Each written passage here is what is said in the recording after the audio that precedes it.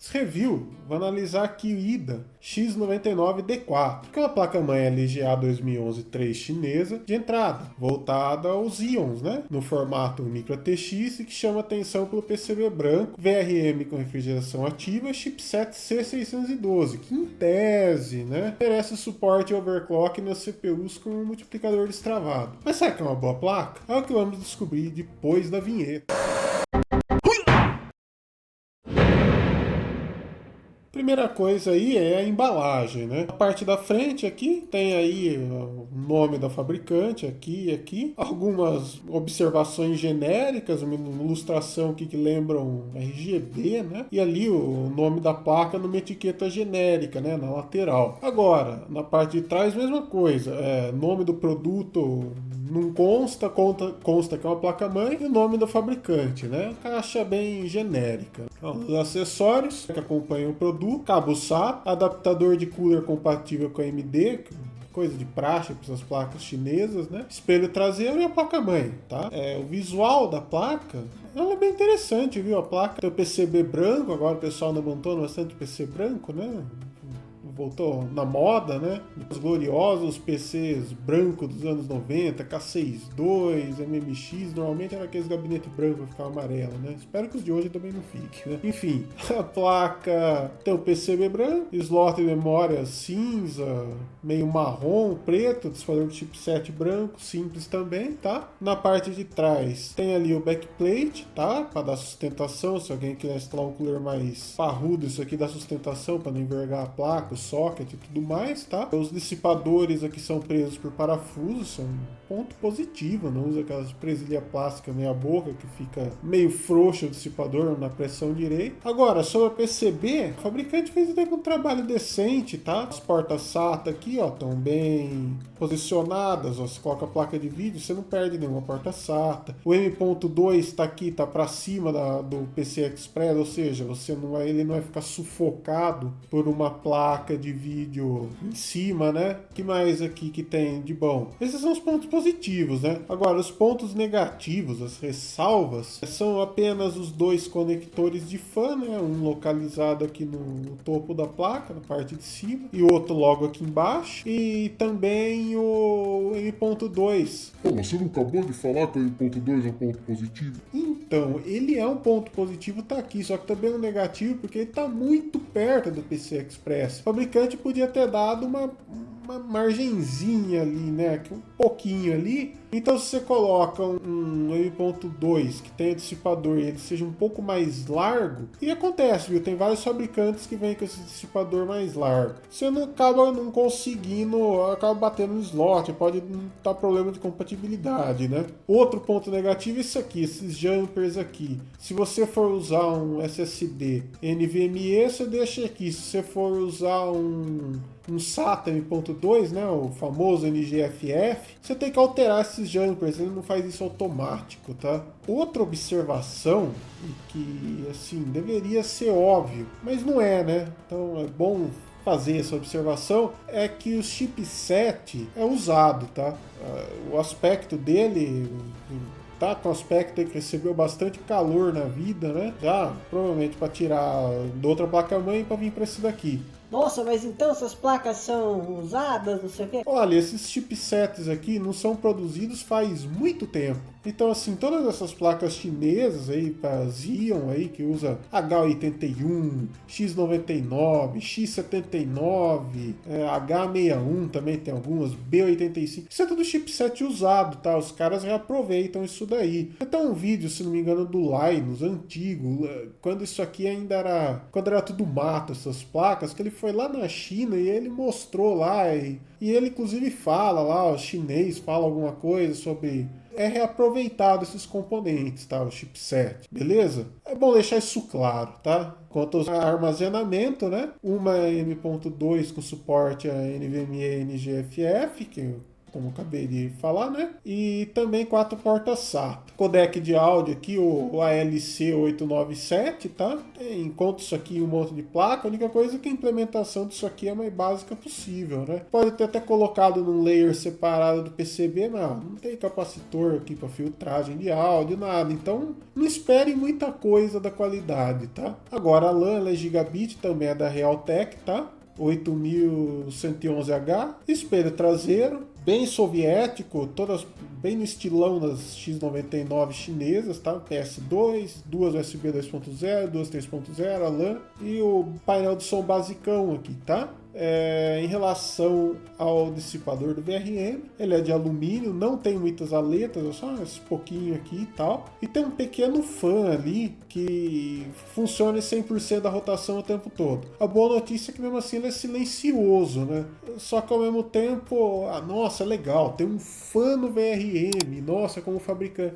Tudo bem, só que é uma solução meio preguiçosa. Por quê? Os caras podiam ter eliminado esse fan e caprichado um pouquinho mais no design desse dissipador, ó. Colocado mais aletas, tá? Colocado... Não precisava ser de cobre, não precisava de heat, não, só botar um dissipador que tenha mais aletas, só poder fazer uma melhor troca de calor. Daí você podia até eliminar essa fan aqui, entende? Isso aqui é uma solução meio barata. Até porque ela toma o ar aqui de cima, ela sopra aqui e sai por esse vão aqui, entende? Não é um negócio lá muito... Uma solução meio preguiçosa. Depois a gente vai ver aí mais pra frente no teste se isso aí prestou. Sobre VRM, 6 fases, controlador UP1649Q, tá? Oferece suporte até 4 fases, tá operando com 3. Mas você não disse que tem 6? Sim, tem 6 porque tem dobrador de fase, ou seja, ele duplica esse sinal e cada um opera independente com metade da frequência de chaveamento aplicada no controlador. Sobre os MOSFETs, infelizmente não foi possível encontrar o datasheet deles, então não dá para calcular a corrente máxima suportada, dissipação de calor, esse tipo de coisa, mas é um componente de alta e outro de baixa, então assim... É de se esperar que eficiência com carga mais elevado não deve ser aquelas coisas, deve ter uma certa perda de chaveamento, né? É bom lembrar também que essa geração aí tem o VRM integrado na CPU, né? No DAI da CPU, então isso aqui vai ter a tensão de saída, que é o VCC-in, que é padrão 1.8 volt. Você vai alimentar a CPU com 1.8 volt, esse 1.8 volt é aquele VRM que está dentro da CPU, ele vai reduzir para cada parte da CPU, por exemplo, os cores é lá 1.2 volt, o VCCSA acho que é coisa de 1 volt. Então assim, o VRM interno reduz essa tensão aqui de saída do VRM externo. Com a tensão de 1.8 volt, a corrente também, a carga nisso aqui tende a ser menor. Não é nenhum design lá muito brilhante esse negócio, mas não é para dar problema, entende? Deve suportar bem o tranco, apesar de tudo. A gente vai descobrir mais para frente nos testes como que isso aí se saiu, né? Sobre o Wi-Fi, segue o mesmo padrão da X99 chinesa, não tem interface gráfica, não tem mouse, não tem nada. E a versão que acompanha a placa permite alterar, né, a frequência de memória, timings, tem suporte até resizable bar, só que não suporta overclock e não tem ajuste de tensão. Se alguém quer fazer overclock, lembra que eu falei do chipset? Dá para você usar a BIOS da Huananzi X99F8. O problema disso você pode perder funcionalidades. Por exemplo, a LAN integrada para de funcionar por alguma razão. Eu tentei modificar, mexer, fuçar nessa BIOS, mas eu não consegui identificar o porquê disso, né? Mas enfim, daí você vai ter overclock, mas sei lá, acho que só para quem quer brincar, vamos dizer, que vale a pena. Para uso diário eu não recomendo. Bom, configuração utilizada, para testar isso aí eu usei um Xeon E5 1660 V3, tá? A placa-mãe, né?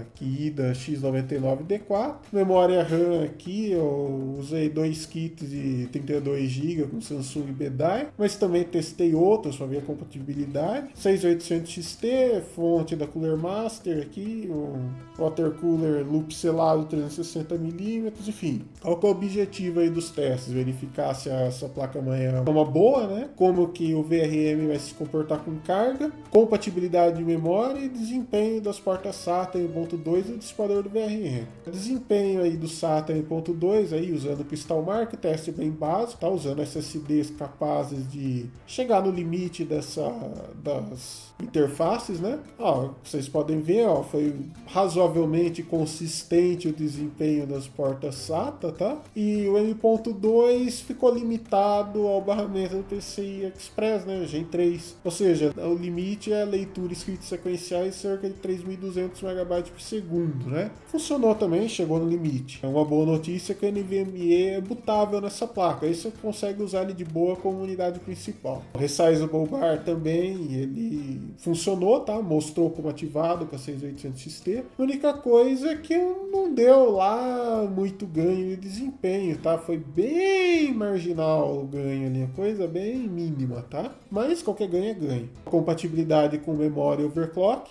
Se você estiver usando um chip Haswell E, que é esses Xeons V3 ou os i7 5000, você está limitado a DDR4 2400. Agora, se você estiver usando Broadwell, que são os Xeons V4 ou os i7 6000, né? Em tese você consegue usar DDR4 2600. Eu não tenho Broadwell, então não tenho como testar isso. Mas com o E5 1660 V3, pelo menos não tem problema de compatibilidade, tá? Funcionou com suas memórias de 32 GB, funcionou com os kits Samsung Bedite 16 com PCB A0, A2, Micron EDI funcionou também, testando memória de vários ali fabricantes, Skill, Crucial, tudo funcionou, misturando capacidade, funcionou. Então tá legal, né? Agora, se vai ter problema de compatibilidade usando outros Xeons, aí eu não sei. Provavelmente não.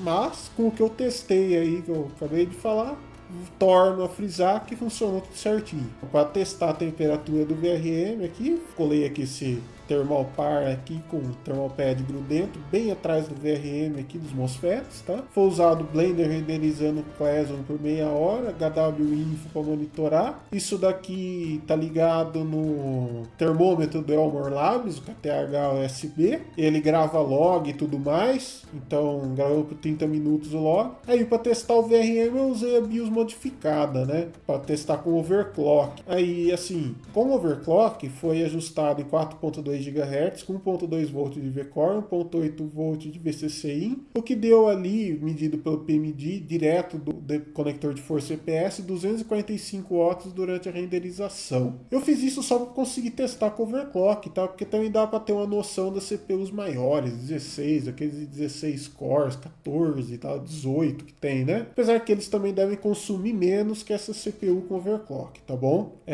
Os testes foram realizados com bancada aberta, temperatura ambiente, isso aqui é o Delta, tá? Do Delta, com a CPU em estoque deu 150 watts, o Delta foi de 31,1 Kelvin, né? Ali, se você quiser saber em grau, Kelvin e Celsius são escalas ali equivalentes. Você soma aqui a temperatura ambiente 30 graus, isso aqui vai estar 61, tá? Agora, com overclock, de aumentar ali 100 watts aproximadamente no consumo, a temperatura delta saiu para 60,5, ou seja, com a temperatura ambiente de 30 graus, vai dar 90 graus isso daqui, né? Depende dos componentes utilizados. A gente não tive acesso ao datasheet, eu não consegui encontrar o datasheet, então eu não sei dizer o quão seguro é você usar o VRM a 90 graus nessa placa. Na maior parte dos casos, apesar de parecer alto, também é seguro, dependendo da carga, da corrente exigida. Você tem que levar em consideração a corrente. A placa não explodiu, a placa não falhou, a placa funcionou, mas também não posso garantir o quão seguro é. Se eles tivessem feito um dissipador com design um pouco mais caprichado, botado umas aletas a mais naquele negócio lá, provavelmente isso aqui teria sido o melhor resultado, talvez aquele fanzinho meia boca lá. Beleza? Mas de qualquer modo, Isso aqui com o overclock é como se fosse um caso extremo com essa placa. Se você usar, pode usar um Xeon de 14 núcleos aqui, estressar, consumo a carga vai ser menor. Vai ficar provavelmente entre esses dois aqui o resultado, tá? Então assim, é um dissipador porco? Mas na maioria dos casos ele vai resolver, tá? Ele vai atender, apesar de ser um design meia boca. Concluindo, do ponto de vista do layout, qualidade e recurso oferecido, a X99D4 é até que bem aceitável, tá? Ressalva, slot N.2 que está muito próximo do PCI Express, pode dar BO com alguns dissipadores NVMe, e os fan reader, né, são só dois, né? Pelo traseiro que só tem 6 portas USB, mas isso é comum nas placas chinesas também, então não é uma queixa que é exclusiva dessa placa. Recurso oferecido, LAN e áudio da Realtek, só que a implementação mais básica possível, então não espera coisa lá muito boa, espera aquele show de qualidade. A BIOS até que é bem razoável, tá?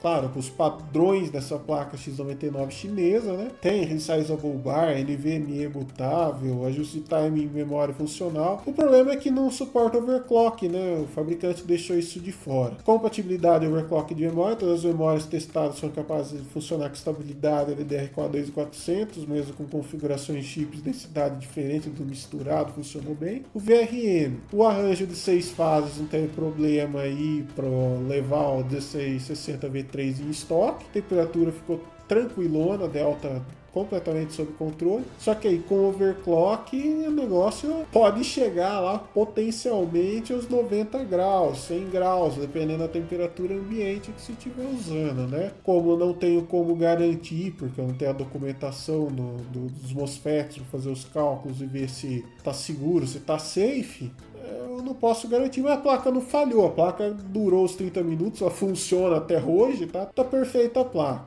O dissipador do VRM poderia ter sido mais bem trabalhado, se tivesse mais aletas ali, os caras podiam ter eliminado aquele fanzinho, né? Em relação ao preço, a X99D4 pode ser encontrada no AliExpress por cerca de R$150 mais impostos, ou seja, fica abaixo daquele limite do remessa conforme, né? O que combinado ali, um Xeon de 8 ou 10 núcleos, que você encontra ali, dependendo em promoção, já chegou a sair por 40 pila um processador desse. Geralmente menos de R$100. Memórias DDR4 baratinho, você consegue montar uma máquina que tem um desempenho ali que ainda é bem aceitável, né? Por um custo que é muito baixo, né? Claro, tem ressalvas, né? A placa-mãe ali apesar de funcionar bem pelo que ela é bem soviética, né? Chipset reaproveitado, você não tem um fabricante, precisa ter suporte técnico, atualização de BIOS, não tem nada disso daí. Então você tem que se virar com o que você acha na internet, né? Mas, assim, se alguém estiver precisando de um computador, tiver com a grana apertada, na realidade do Brasil, né? É uma alternativa válida. Sabendo das limitações, você vai gastar muito pouco para ter um negócio aceitável. Claro, se você tem condição de pegar um negócio um pouco melhor, pegar um Ryzen ali, mesmo que uma placa-mãe mais básica, A520 e tudo mais, pode ser uma melhor opção, porque seria uma peça nova, suporte de fabricantes, tem um fabricante oficial lá, né? Mas, enfim, diante de condições difíceis, por esse valor pode ser aceitável, tá? Então é isso aí, pessoal. Por hoje é só. Deixa o like aí para dar uma fortalecida pro canal, se inscreve aí, tá aí embaixo, não esquece, tá, pessoal? Ajuda nós aí, beleza? Falou aí, até a próxima. Valeu!